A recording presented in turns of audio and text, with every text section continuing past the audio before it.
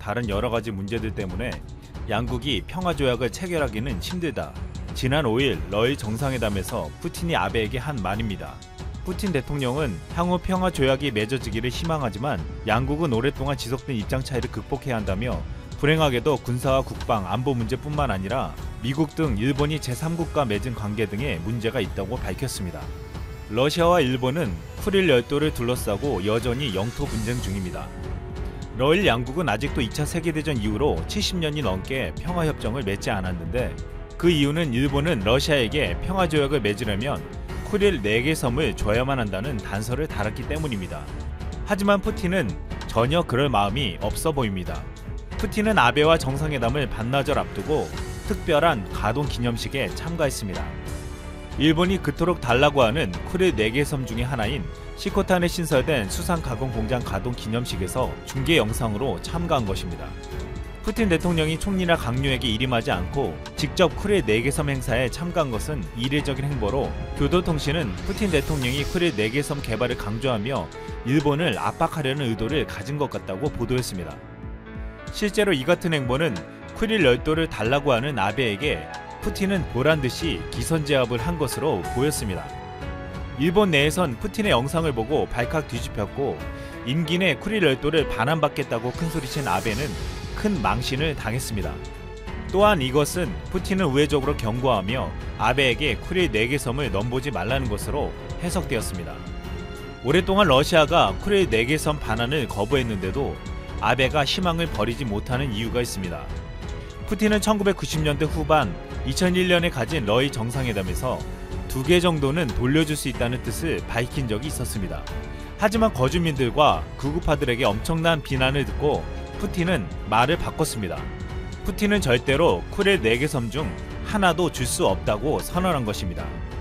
일본 아베에게는 이 같은 푸틴의 행보가 아직도 반환에 대한 희망을 잃지 않게 만드는 희망 고문이 되게 만들었습니다. 최근 러시아는 일본과 경제협력을 강화해 미국과 서유럽의 경제 제재와 유가 하락으로 입은 경제적 타격을 일정 부분 회복하기를 바라고 있습니다. 일본과 경제협력을 하려면 아베는 항상 쿠릴 열도 문제를 꺼내들기에 2016년 푸틴은 아베에게 쿠릴 열도에서 공동 경제 활동을 하게 하는 논의를 시작해 주었습니다. 푸틴은 쿠릴 열도에 대한 영유권을 줄 수 없지만 경제 활동은 하게 해준다는 것이었습니다. 하지만 이것도 러시아와 일본 중 어느 나라에 법률을 적용할지 등에서 이견이 좁혀지지 않아 아직까지도 이루어지지 않고 있습니다. 러시아가 쿠릴 4개 섬을 절대 포기 못하는 확실한 이유가 있습니다. 이것은 일본이 탐을 내는 이유이기도 합니다. 쿠릴 4개 섬은 세계 3대 어장 중 하나로 어적 자원이 풍부한 오호츠크의 어장에 속해 있습니다. 쿠릴 열도 주변의 대륙봉에는 막대한 양의 석유와 가스가 매장되어 있고 히토리를 포함해 금은 황 등 속의 광물 매장량도 상당한 것으로 알려져 있습니다. 또한 쿠릴 열도는 군사적으로 큰 가치를 지닙니다.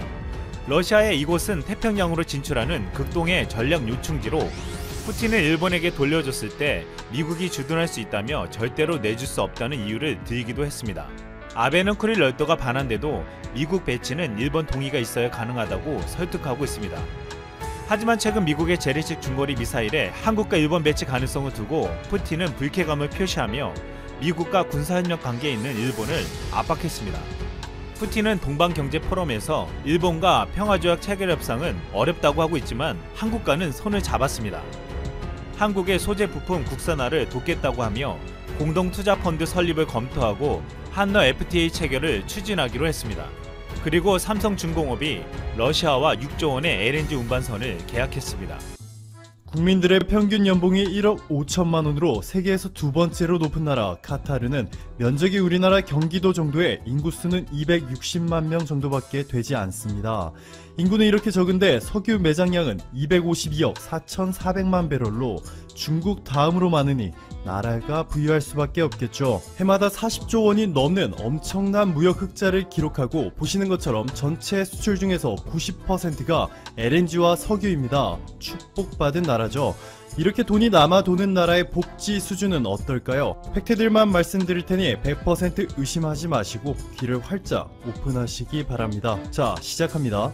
소득세 무료, 병원 진찰비 무료, 전기세, 수도세, 가스비 무료, 유치원부터 대학교 공립교육이 100% 무료, 대학교 졸업자들은 국가에서 10년 동안 무료로 토지를 대여해주고 심지어 10년이 지나면 이 토지를 무상으로 줍니다. 여기에 국가가 무이자로 대출까지. 이렇게 복지가 좋다 보니 당연히 카타르에 이민 가려는 사람도 엄청납니다. 앞서 카타르 인구가 260만 명이라 말씀드렸는데요. 이 중에서 카타르 국적을 가진 인구는 30만 명 뿐이고 나머지 230만 명이 외국인 노동자, 특히 인도 출신 노동자들이 70만 명으로 가장 많습니다. 지금 카타르에 이민을 생각하시는 분이 분명히 있을 텐데요. 이중 국적을 허용하지 않는 데다가 남녀를 떠나서 카타르 국적을 가진 자가 외국인과 결혼하면 그 즉시 카타르 국적이 소멸됩니다. 따라서 미국이나 일반적인 해외 국가들에서 현지인과 결혼하여 그 나라 시민권을 취득하는 것이 불가능하다는 뜻이죠. 만약 카타르 석유 재벌과의 결혼을 통해서 시민권 획득을 꿈꾸셨다면 지금 바로 꿈에서 깨어나시기 바랍니다. 그런데 만약 카타르 정부가 인정하는 카타르 국익에 도움이 되는 사람에 선정이 되시거나 24억 원을 가지고 계시다면 카타르에 지금 바로 이민을 가실 수 있다는 점 알려드리겠습니다. 자, 본론으로 돌아와서 이렇게 부유하고 모든 국민이 부자로 행복하게 잘 살고 있는 카타르가 LNG와 석유를 수출해 돈을 벌고 있다는 것을 보여드렸죠. 그런데 지금 보시는 것처럼 사우디, 아랍, 이라크, 이란에 둘러싸인 카타르가 어느 나라에 가장 많이 수출하고 있을까요? 놀랍게도 바로 한국입니다. 카타르 전체 수출 60조 원 중에서 20% 12조 원을 한국에 수출하고 있고 이는 중국의 2배, 미국의 10배에 달하며 영국과 유럽연합 전체를 합해도 한국에 수출하는 규모가 더 많은 수준이죠. 그만큼 카타르 입장에서는 한국이라는 나라가 외교적으로 정말 중요한 나라입니다. 역시나 카타르가 우리를 실망시키지 않았습니다. 최근 카타르의 수도 도하에 있는 그랜드 하얏트 호텔에서 한국과 카타르가 고위급 전략회의를 3년 만에 갖게 되었습니다. 여기서 한국은 초대박이라 불려도 과하지 않은 성과를 달성하였는데요. 첫 번째 초대박이 바로 카타르 스마트시티죠. 카타르의 국가 면적이 한국의 경기도보다 조금 작은 수준이다 보니 거의 국가 전체를 스마트시티로 전환시키는 프로젝트를 진행 중에 있다고 보시면 됩니다. 2018년까지 스마트시티와 관련하여 건설 프로젝트 발주 규모만 이미 240조 원을 돌파하였고 IoT, 정보통신 기술을 기반으로 한 인프라 구축, 스마트 그리드, 솔루션 등을 모두 포함하면 앞으로 천문학적인 투자를 하게 됩니다. 카타르가 이렇게 말도 안 되게 큰 규모의 투자를 서둘러 진행 중인 것은 성공적인 2022년 카타르 월드컵 유치를 위해서입니다.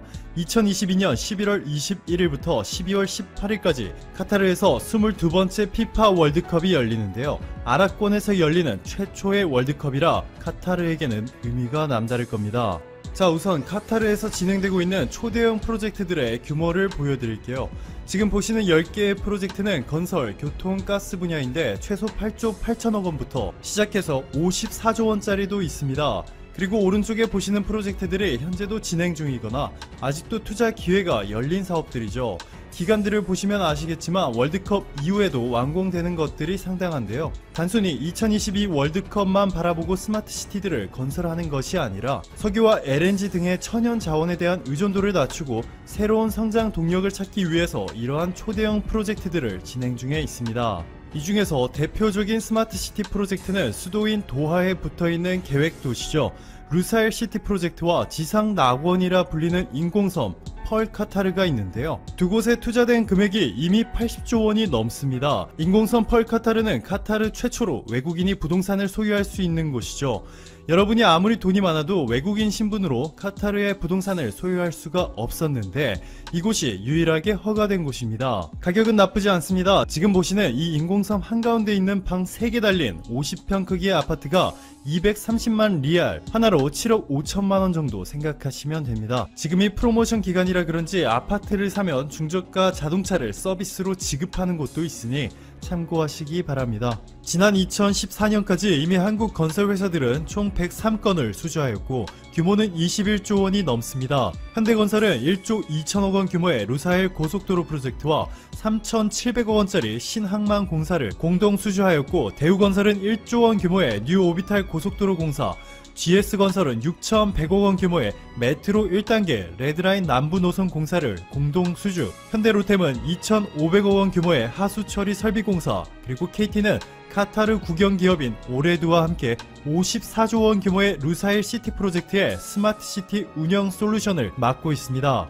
이뿐만이 아닙니다. LGU+는 카타르 1위 이동통신사와 양해각서를 체결하여 가정용 CCTV, 자동차 내비 및 스마트폰 연동 서비스들을 수출하고 있죠. 최근 카타르와의 고위급 전략회의를 통해서 한국 기업들의 진출 범위가 앞서 언급드린 것들보다 대폭 늘어날 전망입니다. 매우 중요한 자리인 만큼 한국 측은 산업부, 외교부, 복지부 등 무려 7개의 부처가 모두 참석하여 카타르 정부와 9개의 분야에서 매우 구체적인 협력 방안을 논의한 것으로 알려졌는데요.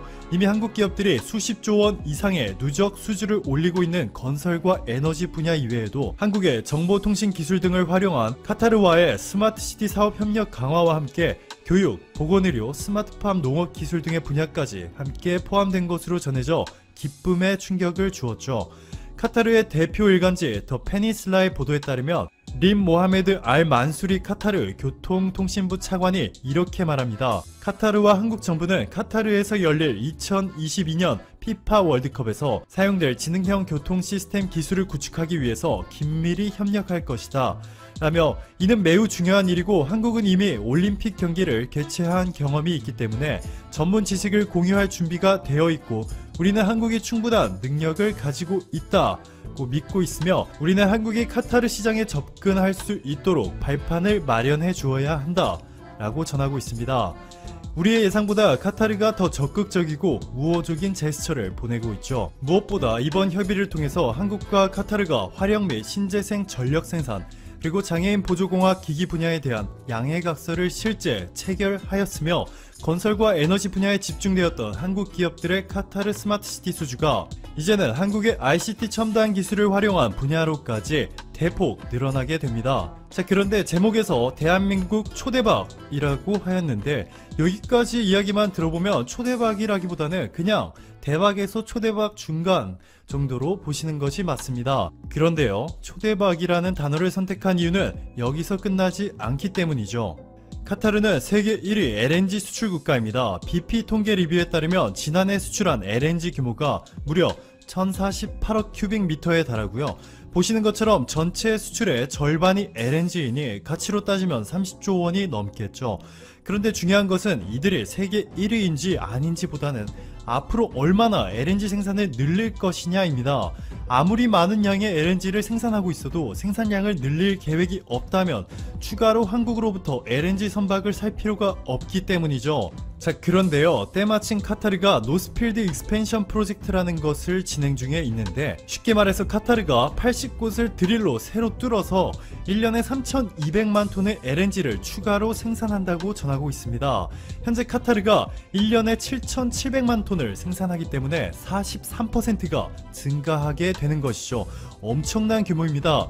규모가 규모이니만큼 현재 카타르가 올해 말부터 내년까지 새로 발주할 LNG 선박 대수만 최대 100척으로 예상되고 있습니다. LNG 운반선은 한국이 절대 강자죠. 지난해 전세계 총 가스선 발주 규모가 143억 달러였는데 이 중에서 91.3%를 한국의 현대중공업, 대우조선해양, 그리고 삼성중공업이 휩쓸어 버렸습니다. 압도적인 기술 경쟁력과 가격 경쟁력까지 모두 갖췄기 때문에 일본이나 중국 조선사들이 절대 따라오지 못하는 분야죠. 올해 5월까지 전세계 LNG 운반선은 총 24척의 수주가 발생하였는데